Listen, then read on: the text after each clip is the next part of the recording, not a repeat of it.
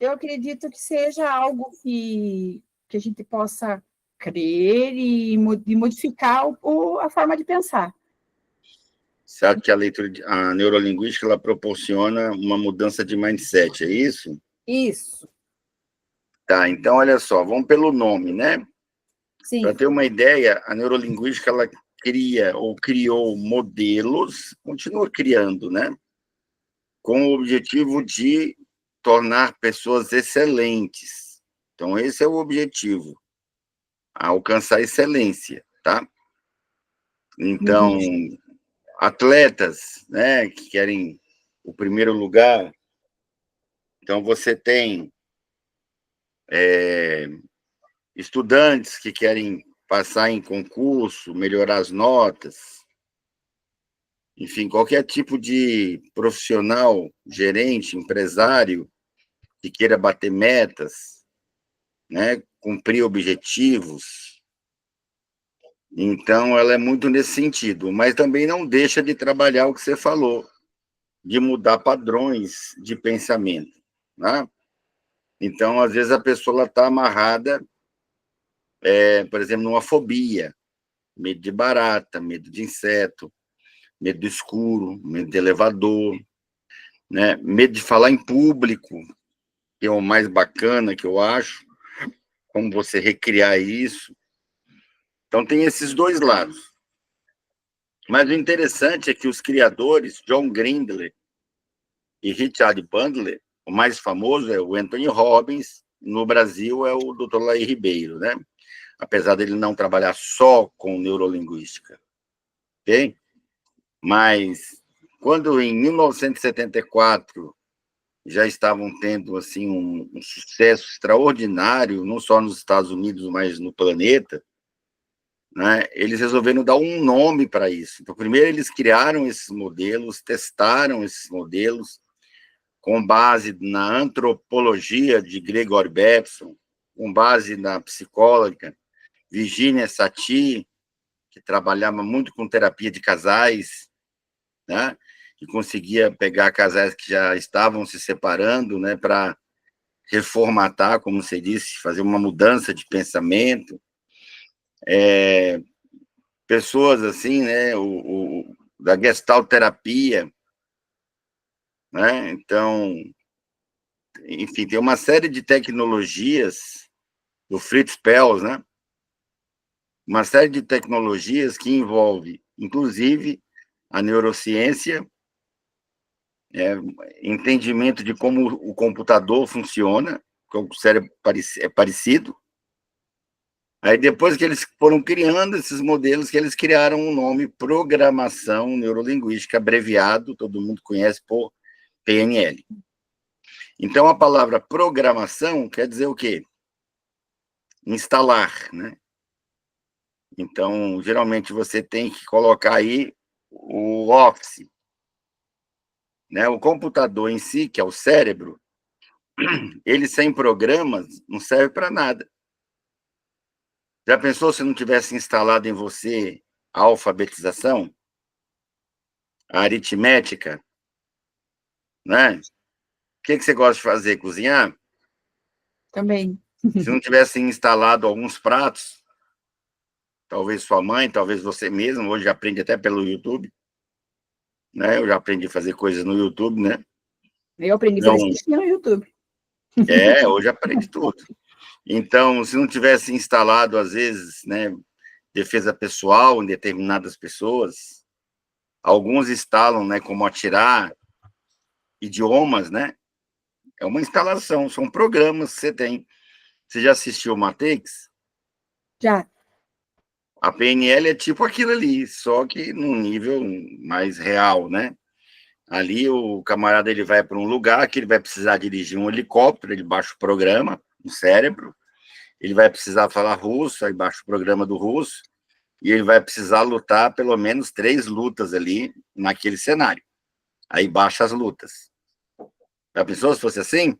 Ah, A gente lá no Instituto de Neurociência, né, no hospital, provavelmente, né, parecido com um hospital, ou sei lá, onde você deita numa maca, ele vai lá, coloca um eletrodo na tua cabeça E você quer instalar o que hoje? Eu vou fazer uma viagem para a China, eu quero instalar o Mandarim.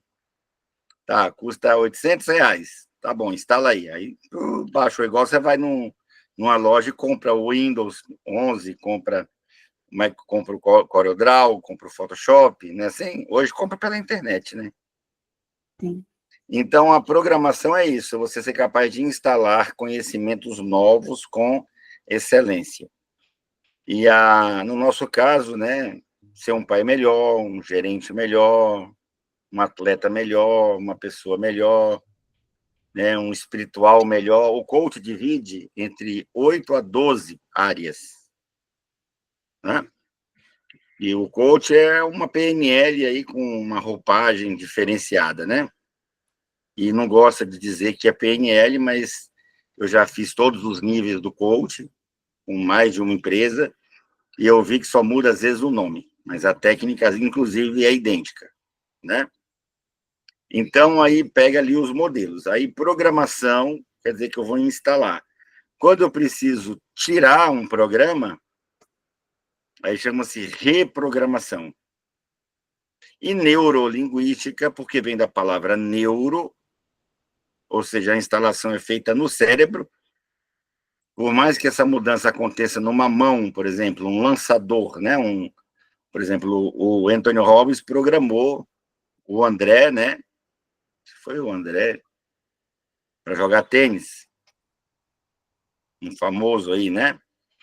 E aí eu sei que ele ganhou muitas partidas. Então, por mais que a programação fosse na mão, nos pés, a correr na quadra, ela aconteceu neurologicamente. Então, é sempre no cérebro. Mesmo que é para você diminuir a barriga, né? Mas é sempre no cérebro. E ela é linguística, porque ela é feita no cérebro através da linguagem. Então, através da linguagem verbal e não verbal.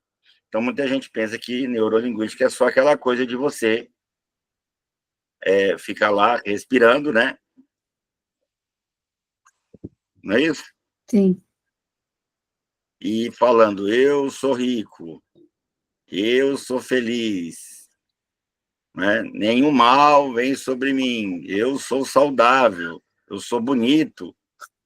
Não deixa de ser um tipo de programação usando uma linguagem verbal, que a gente chama aí de auditivo externo. Mas só o auditivo, por exemplo, pode ser externo, interno ou self-talk, que é a conversa com você mesmo. Então, olha como é muito mais amplo, né? Então, ela acontece linguisticamente. A linguagem pode ser visual, auditiva e sinestésica. Então, nós temos 3 tipos de linguagem. A linguagem sinestésica se formou há 280 milhões de anos atrás, através do cérebro límbico. Então, no cérebro límbico, você tem o cerebelo, o tronco cefálico, as ramificações para o corpo todo, e responde pelo instinto. Então, é a inteligência mais limpa que você tem no seu encéfalo, que é o conjunto todo, incluindo o tronco cefálico. Por exemplo, não precisa estar escuro para o teu cérebro, teu corpo saber que você está cansado e precisa dormir. Você não precisa olhar no relógio, né, se você tem o hábito de dormir às 22, para saber que é hora de ir para a cama. Né? Uhum.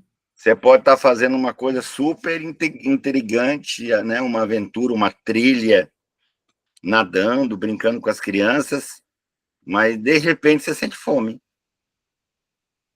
Se você vai olhar no relógio, ou está na hora, ou passou um pouquinho. Uhum. É ou não é? É verdade. Então, por exemplo, a atração física, você olha para uma pessoa e fica apaixonada, né?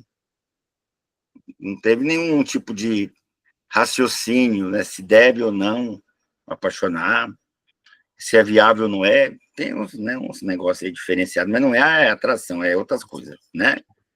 A pessoa se programa para ficar com a outra que não gosta, mas por outros motivos, certo? Que é mais engraçado do que amor. Né? Os motivos são reais, né? Interesse financeiro, proteção, né? Que não teve na infância, então acha bonita com um homem que vai protegê-la ou protegê-lo, né? enfim. Mas a atração física em si, você não questiona, papam, né, a química, né? Então, fome, atração física, sono, são as coisas que a gente fuga, né? Fuga, por exemplo, que não tá bom, tem que correr. Né? Tá vindo um leão ali, um pitbull, você não raciocina se vai ficar lá sentado, se você vai deitar ou ver o que é que vai dar, não é? Sim. Você levanta e perna para que te quero, e o organismo libera adrenalina e você consegue ir mais rápido. Então, a sobrevivência, a luta, a fuga, é tudo desse cérebro. E tem gente que vive e se conduz melhor por esse cérebro, pelo cheiro, coisa de bicho mesmo, né? Cheiro, pelo tato, pelo sabor. São as pessoas mais sinestésicas, né? Então, o homem viveu muito essa fase sinestésica na época das cavernas, na época que era nômade, né? Depois o cérebro ficou mais sofisticado, né? Isso eu estou falando dos hominídeos, né? De uma espécie de um tronco do qual, né, acredita-se que veio o ser humano. Aí uma nova camada cerebral se formou com o cérebro límbico, né? Então vem o tálamo, o hipotálamo, o hipocampo, a glândula pineal, que dá intuição, conceito espiritual. Então o ser humano viveu isso na Idade Média. Então, por exemplo, o território, né? Ou seja, propriedade privada, defender a família, né? Aquela coisa patriarcal. Aí tinha o líder da casa, o líder do bairro, o líder da cidade, o rei, o governador, o imperador, o adjunto, o encarregado, o soldado, as divisões, né, de tarefas, o que é tarefa de mulher, o que é tarefa de homem. Isso tudo é do cérebro límbico.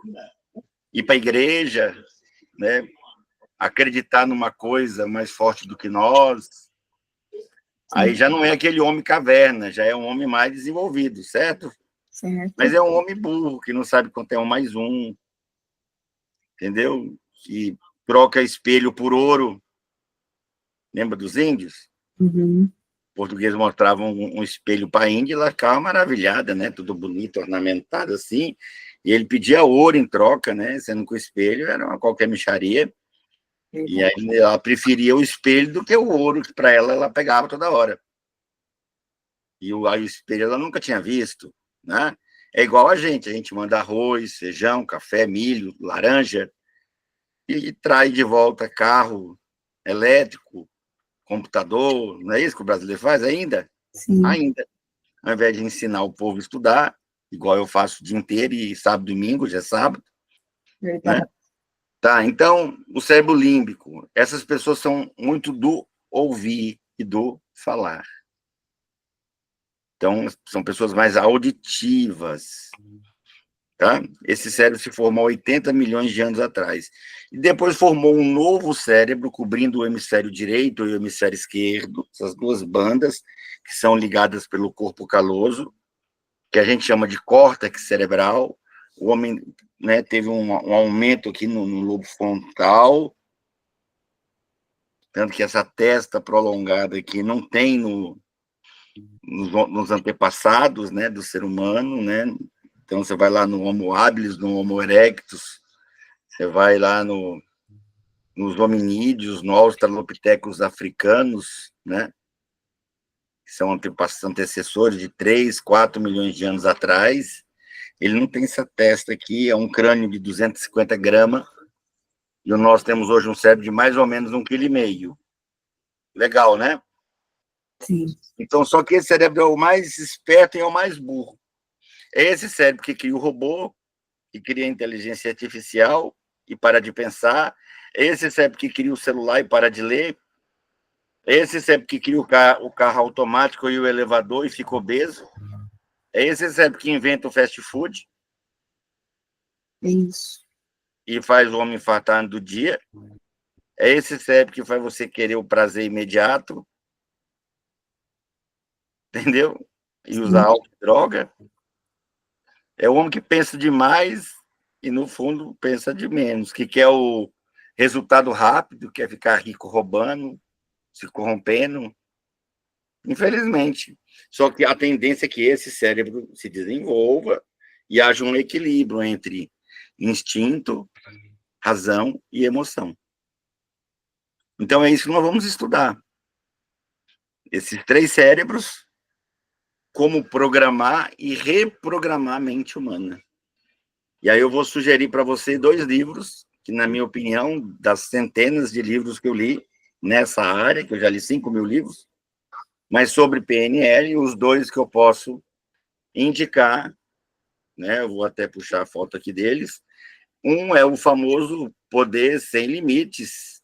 Esse não preciso nem mostrar a capa. Todo mundo conhece, tem em qualquer livraria, né? É moleza de achar. Mas o melhor livro, vamos dizer assim, de neurolinguística, né? Falando mesmo, é esse aqui, ó. É o famoso Manual de Programação Neurolinguística, do Joseph O'Connor. Quando ele escreveu, né, o Introdução à PNL, ele começou com esse novo, junto com o John Seymour, né? Ele intitulou com outro nome, ele colocou Introdução. Aí ele viu que não era uma introdução, não, ele viu que se tratava de um manual. Então, o manual, esse livrinho aqui com essa capinha, do Connor, é o melhor livro, que eu, na minha opinião, sobre PNL. Ele tem todos os modelos. Tá? E eu tenho o PDF dele. Ok?